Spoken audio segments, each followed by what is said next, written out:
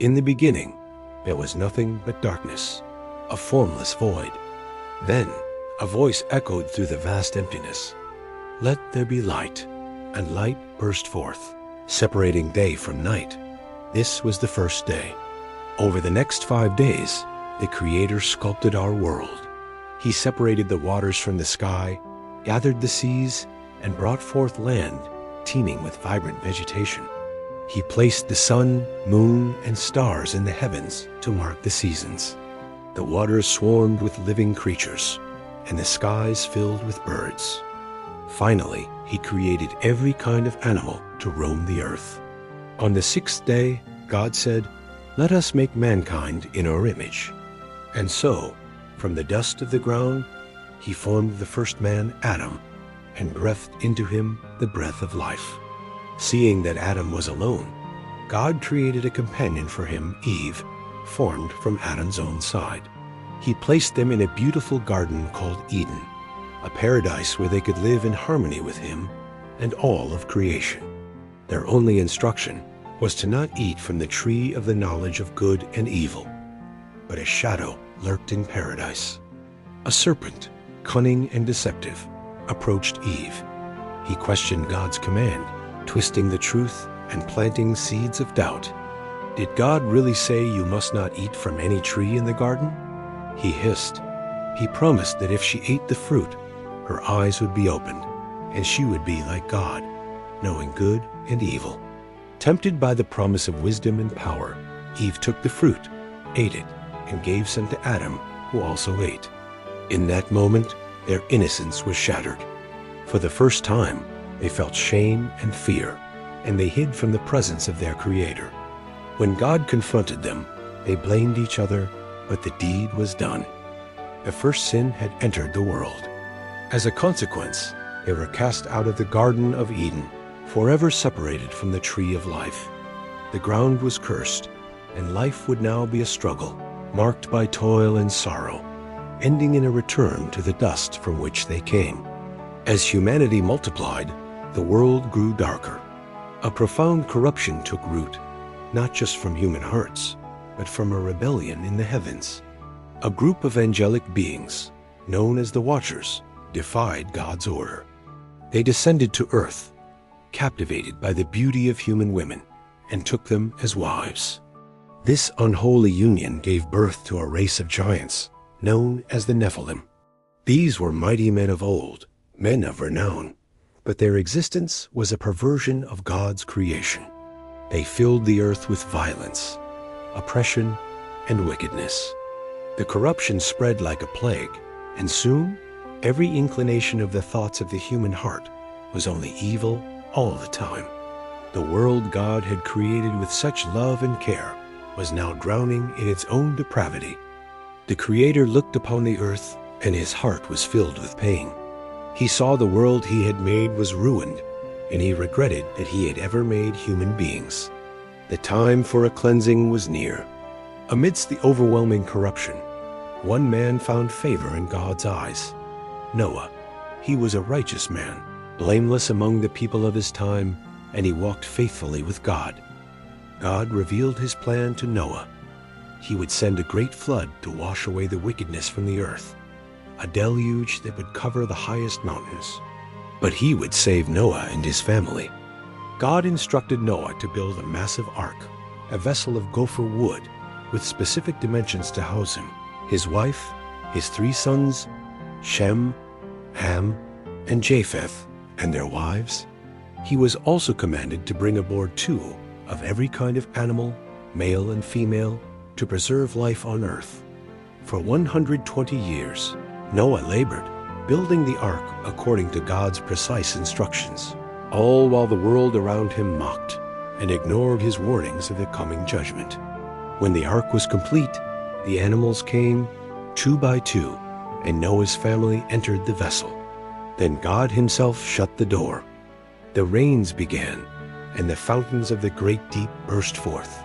For 40 days and 40 nights, water consumed the earth, and everything that had the breath of life in its nostrils on dry land died. Only Noah and those with him in the ark survived. After the waters receded, humanity began again, but the tendency toward rebellion remained. Generations later, a powerful and charismatic leader named Nimrod, a mighty hunter before the Lord, rose to prominence. He established a kingdom in the land of Shinar and united the people under a single ambitious goal. Speaking one language, they said, "Come, let us build ourselves a city with a tower that reaches to the heavens, so that we may make a name for ourselves and not be scattered over the whole earth." This was the Tower of Babel, a monument to human pride and defiance, an attempt to reach God on their own terms. But God saw their arrogance. He descended to see the city and the tower they were building. To thwart their plan and humble their pride, he confused their language so they could no longer understand each other. Unable to communicate, the construction halted. The people scattered across the face of the earth, as God had intended. The city was left unfinished, and its name, Babel, became a symbol of confusion and the futility of human pride against divine will. As civilizations rose and fell, wickedness once again flourished. In the plains near the Dead Sea stood two cities infamous for their depravity, Sodom and Gomorrah.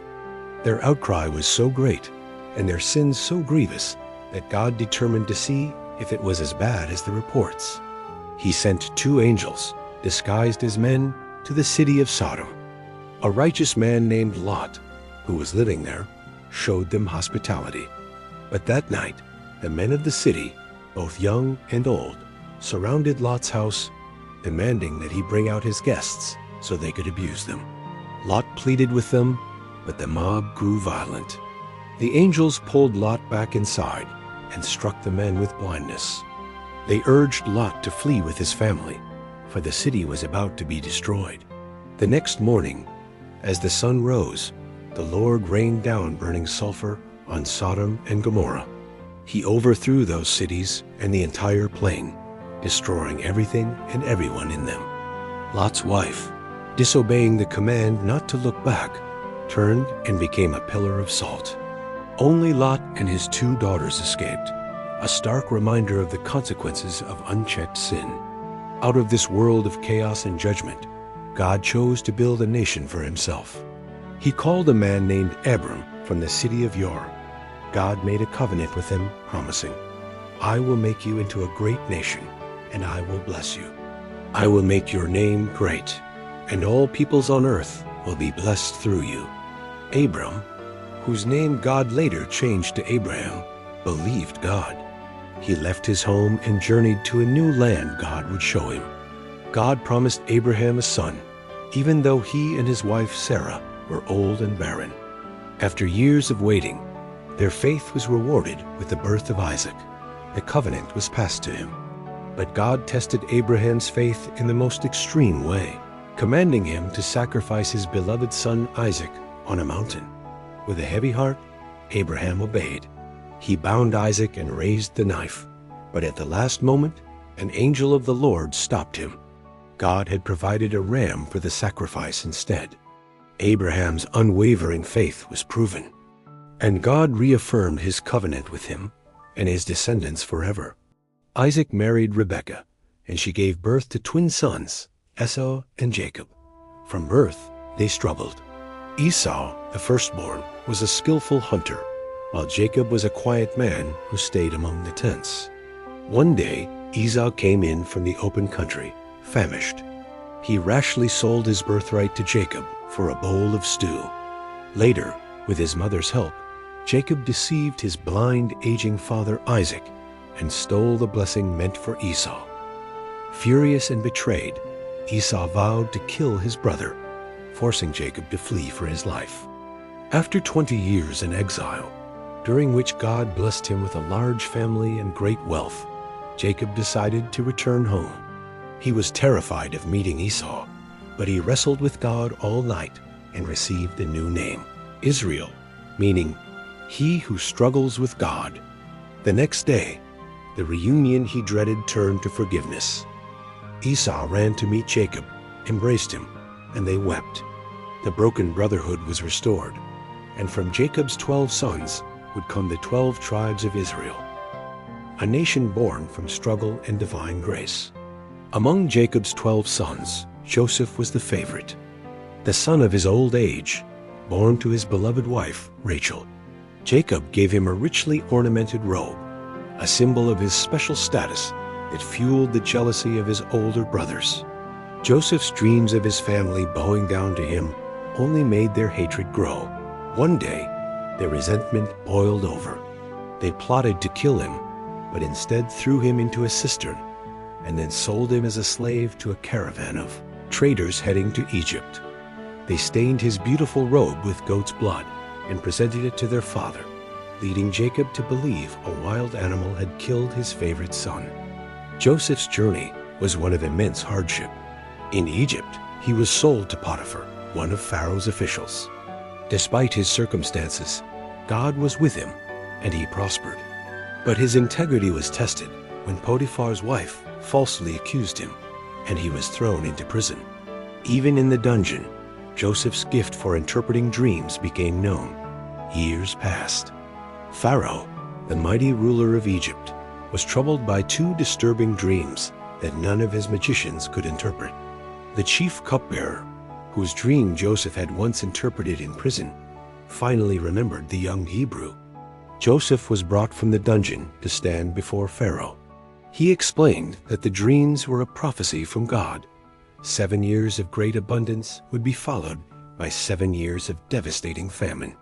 He advised Pharaoh to appoint a wise man to store up grain during the good years, to save the nation from starvation.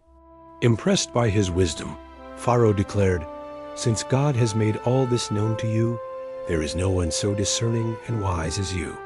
You shall be in charge of my palace." And just like that, the slave, the prisoner, became the second most powerful man in Egypt. Joseph organized the storage of immense quantities of grain, and when the famine struck, Egypt had food not only for itself, but for the surrounding nations. The very brothers who had sold him into slavery were forced by the famine to travel to Egypt to buy grain, bowing before him just as his dreams had foretold, fulfilling a destiny orchestrated by a power far greater than their own jealousy. Genesis closes with a family reunited and a nation saved, a testament to God's power to turn the evil intentions of men into a plan for salvation.